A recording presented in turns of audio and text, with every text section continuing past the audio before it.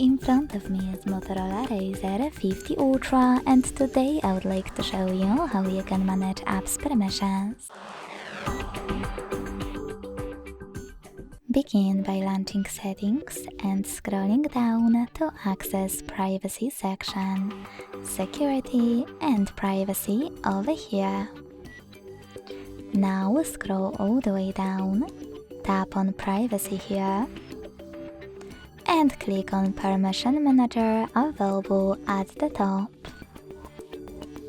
Finally, you can either select one of those devices features to manage it, or click on any of them to locate an app that you wish to manage.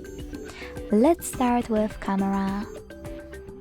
You can select one of those apps and apply one of those options by tapping on the best one. Camera access for this app, allow only when using the app, ask every time, or don't allow. I will go with the first one, so when I tap and go back, I can see that Chrome just gained access to my device's camera if I'm using it.